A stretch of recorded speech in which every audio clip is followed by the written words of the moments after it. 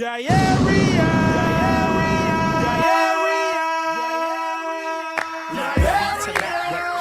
that? Tell the people that Phony Water is back. Like that? Tell the people that Phony Water is back. Like that? You are tuned into the W Show on Sideline Sports Talk Network and 100.1 FM, Kansas City. Live from Radio Row in San Francisco, California. Brought to you by Gates Barbecue, the Negro Leagues Baseball Museum, Dillard Zona Rosa, the Soul of Santa, Golden Gate Funeral and Cremation Services, and Wood Nissan. All right, back here live on Radio Row. Moving and grooving today. Man, he said it. He doesn't know what day it is. We just been doing so much. But yeah, we appreciate you guys sticking with us. If you're in Kansas City, it's about 5 o'clock, so we know you are on your way home. Yeah, we appreciate you guys hanging out with us. We have another guest on today, and you guys are I'm sure, familiar with Josh Gibson. We have the grandson of Josh Gibson, Mr. Sean Gibson. How you doing, sir? I'm good, man. Thanks for having me. Yeah, I appreciate you giving us a good time. Grandson. Great grandson of Sean Gibson. I don't want to put you older, man. I'm sorry. It's all good. It's all good. Yeah, we're here talking about preserving the Negro Leagues, man. Why do you feel like we should preserve the Negro Leagues? Well, I mean, number one, like you said, you guys are from Kansas City, so y'all know all the history with the museum being there. So, I mean, number one, and it's Black History Month. It is. You know what I mean? So preserving the history for us is always the legacy part, right? And I grew up learning more about Josh Gibson as a kid, but not just Josh Gibson, but all the other great players that played in the Negro League. And so I was always taught to preserve that history. So that's why my grandfather, Josh Gibson Jr., started the Josh Gibson Foundation, and I got involved with that once I graduated from college. Because, again, to me, it's about your last name and it's your legacy, and that's part of preserving the history. Now, we get a lot of people that come to Kansas City and don't know anything about the Negro Leagues. I mean, they may have heard about it, but they don't really know. Just talk about why it's important, about to learn about the Negro Leagues. I mean, number one, it's part of our history, right? It's just like anything else that you heard about in the history. It's just like Martin Luther King or Jackie Robinson, some of the great history, World War I, World War II. It's part of our history, part of our culture.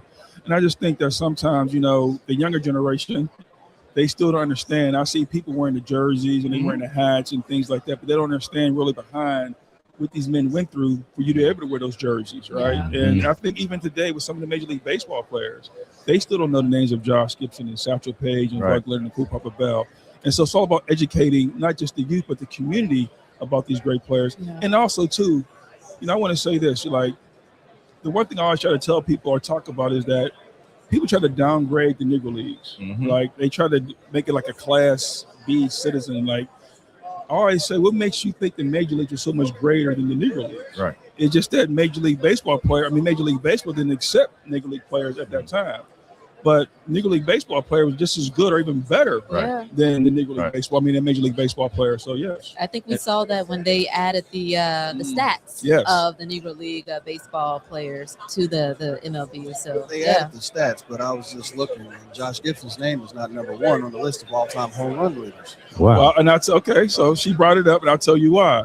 Well, and I was part of that committee. And so when they did the stats in 2024, Josh Gibson is now number one in 6 categories in Major League Baseball. He's a career batting average leader, single season batting average leader, OPS, slugging percentage, and so on.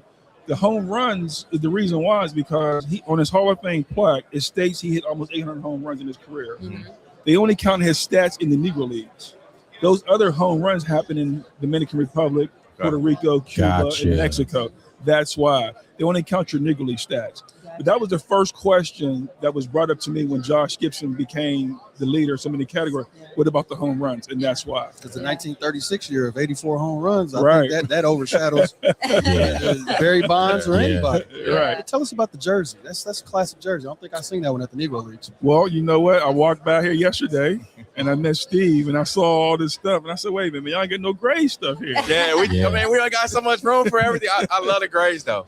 I said, okay, well, I brought a jersey, so I'm wearing it today. But again, man, this is Ebbets Fields. One of the things that we do have a for-profit. Well, I run a nonprofit called the Josh Gibson Foundation. We have a for-profit company called Josh Gibson Enterprise. We'll be licensed. I own Josh's name, image, and likeness. Okay. So this is one of our own original jerseys through Evans Fields, and we work with lids. So this is it right here. Yeah. And we got the H on the side, and it's the wool. Yeah. So it keeps you warm. Yes. It's authentic. So yes. Yeah. Oh, go ahead. You have one? Yeah, I was gonna say we talked to Mr. Bob Kendrick, the president of the Negro League Baseball Museum, back in December, and he was talking about how he's still learning the history of the Negro League Baseball Museum, and a lot of people would think that he's like a walking history book when it comes to the museum, right? What's one of your favorite stories when it comes to the history of the Negro League? Oh, so many. I'll just tell you, not the history. I'll tell you the history about Josh Gibson, about that, right? So if you know anything about Josh Gibson, he's known for his home run greatness. You know what I mean? And there's certain stories about Josh Gibson hitting so many balls at the Yankee Stadium, hitting the ball. There's a story where he hit a ball in Philadelphia, and the same umpire was in the game, and they had a game in Pittsburgh the next day. The ball went so far that they said a ball out of something came out the air, and the same umpire said, "Josh, you're out from yesterday." And I say those stories because I know they're mythical stories and they're kind of hypothetical, but it just shows the greatness of these guys, these players. Cool Papa Bell, you heard the story. He can get in the bed before the light turn off. But when you hear those stories, yes, it sounds crazy, but it just shows you the greatness, how great these guys were on that diamond, and showed their athleticism on the diamond as well. So that's why you hear those kind of crazy mythical stories, but it tells you how great they were. Yeah. Now about the Negro Leagues and the introduction of their stats into Major League Baseball. What else do you feel like they need to do on the Major League side of things to make sure that they preserve the Negro Leagues? Because we've seen them have like a day where they'll wear Jackie Robinson jersey, or they'll have I know the Royals do the Monarchs uniform sometimes. But what else do you feel like they need to do?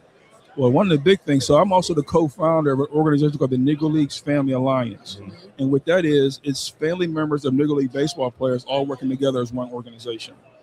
And so one of our initiatives is to have a National Negro League Day. So you all know May 2nd, 1920 is the first Negro League game. Okay. We're proposing to Major League Baseball to have a National Negro League Day on May 2nd. Any teams that are playing that day will wear the uniforms. Right. And again, it's taking nothing wrong with Jackie Robinson Day. Right. Jackie Robinson Day is one day. Right. I mean, one play, I should say. I'm sorry. But this will celebrate over 3,400 African Americans.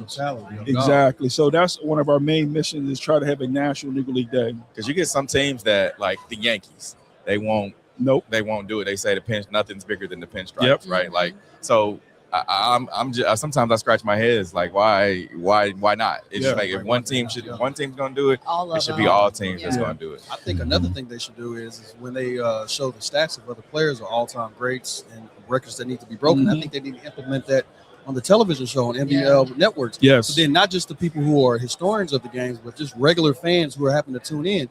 So then when I see a Barry Bonds or a Sammy Sosa, I can see a Josh Gibson, I can see a Satchel Paige.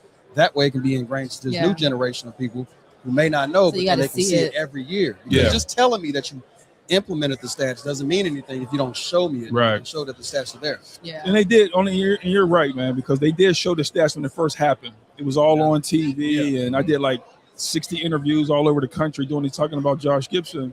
But it kind of died down after that. You know what I mean? So it was like it came out, it showed the stats, they talked about it. Everybody from ESPN to CNN and all the sport networks. And then a couple of days, and it was like it was a fad. Yeah. Do you guys talk about the Josh Gibson Foundation? Are you guys doing anything? You have anything coming up? Yeah, man, we got a big project coming up. So we just partnered with Dick's Sporting Goods. So one of my main missions is to have our own Josh Gibson Center. Okay. And so we just got an old Boys and Girls Club in Pittsburgh, Pennsylvania, McKees Rocks, Pennsylvania, outside of Pittsburgh. And we just had a huge announcement with Dick's Sporting Goods, the naming rights. It's a $20 million project. The building is 37,000 square feet. It'll service youth, adults, senior citizens, and the disabled. So I don't know if you had this in Kansas City, but we have something called a Miracle Field. It's a rubberized baseball surface that handicapped kids and adults can play on. So we have several of those in the Pittsburgh area, but they're all outdoors. Yeah. Ours will be indoors. It'll be the first ever indoor Miracle Field. Nice. Really? And what it is, it's not just about baseball, because to me, it's about without education, you can't do nothing with sports. Exactly. Right? So we're doing educational programs. So that is our main project right now. So if you want to learn more about that project, go to joshgibson.org.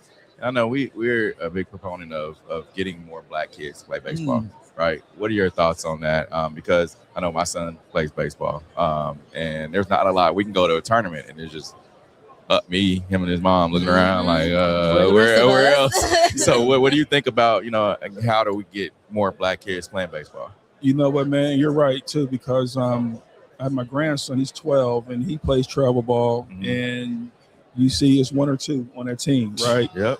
I think the main thing is, me personally, I believe that Major League Baseball need to promote the game more with our black star athletes, like a Mookie Betts doing commercials, even like a Dave Roberts who won so many championships, Dusty Baker who won national. Yeah. I don't think Major League Baseball does a great job promoting our star black athletes. Do they want to though? I mean, do the black athletes want that? Like, I would hope so. I mean, because look at the NBA, they highlight all their black athletes. Even like the NFL, they get the Campbell soup commercials. Right. You see all, Caleb Williams and all these guys, Donovan McNabb. And then Curtis Grandis is a good friend of mine, and we was at the museum for an event. Matter of fact, we in the lobby, the guys hanging out, and Curtis said, man, when Ryan Howard got the MVP, he had one commercial. Now he's the MVP of Major League Baseball. Yeah, right. He had one commercial. You remember what commercial that was? Was it a car commercial, right? No, it was Subway. Subway. Subway. Yeah. Okay. Yeah, but the point Curtis was making was, here we are. We have a black MVP, and he should be out there more promoting the game. So I think that will help if we can get more. But also too, as you know, if you got travel, it's so expensive. It is. Yeah. You know what I mean? So, and it's not just the fee; it's the travel fees too. So you need those corporate sponsors and things like that. So. But me personally, I believe that some of the African American athletes to give back to the communities and invest into those kids. Sometimes I feel like it can be a money grab too. We were on a team where the coach wanted us to pay for his room and everything. I'm like, how does this work? And you get the equipment and all that. It just sometimes I feel like we definitely are priced out. Yeah. And I think we say money grab, especially those teams that have 3 and 4 teams. They may have a gold team, a black team, and a white. I'm like, come on, man. They got 3 teams. Right. Sounds like a subscription tier, $19.99, $29.99, $30. Whoever plays the highest price. The lead employee. Well, how can people get in contact with you? Yep. So again, our foundation website is just joshgibson.org. That's our social media, is just Josh Gibson. And then the Nicholas Family Alliance is just NicholsFamilyAlliance.com. And same thing on social media, Nicholas Family Alliance. And with Sean Gibson, we appreciate your time, sir. Oh, man, thank you for having me. All right, we'll have more guests coming up here in a few minutes. The views and opinions expressed on the W Radio Show by the host, co-host, guests, and call-in listeners are solely the opinions and responsibility of the original source who expressed them. They do not represent the opinions of the W Show, 100.1 FM, One Kansas City Radio, Sideline Sports Talk, Team Wall Street Foundations, or affiliates.